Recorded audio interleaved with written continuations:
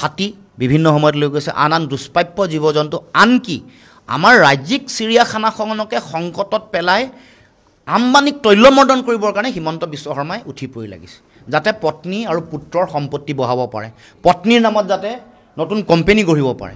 এই কামটোৰ কাৰণে নিজৰ ব্যক্তিগত স্বাৰ্থ সিদ্ধিৰ কাৰণে জাতীয় সম্পদ এনেকৈ বিক্ৰী কৰিছে, লুণ্ঠন কৰিছে হিমন্ত বিশ্ব শৰ্মাই। গতিকে ইতিহাসত কেতিয়াও হিমন্ত বিশ্ব শৰ্মাক ৰাইজে জনতাই কেতিয়াও ক্ষমা নকৰে। আমাৰ এইবোৰ সম্পদ, আমাৰ হাতী, আমাৰ নিজৰ সম্পদ, আন যিবোৰ দুষ্প্ৰাপ্য যিবোৰ জীৱ জন্তু আছে, এণ্ডেঞ্জাৰ যিবোৰ স্পেচিছ আছে, এইবোৰ আকৌ জামনগৰৰ চিৰিয়াখানালৈ দিবলৈ ওলাইছে আম্বানীৰ। গতিকে এইবোৰ জাতীয় সম্পদ লুণ্ঠন কৰিছে, বিক্ৰী কৰিছে, আৰু হিমন্ত বিশ্ব শৰ্মাৰ নিজৰ ব্যক্তিগত স্বাৰ্থৰ কাৰণে। ৰিলায়েন্সৰ পৰা আমাৰ অসমৰ কোনো লাভ হোৱা নাই। কি লাভ হৈছে? কোনো ধৰণৰ তেনেকুৱা ইয়াত কোনো মানে বিনিয়োগো তেওঁলোকে কৰা নাই বিশেষ।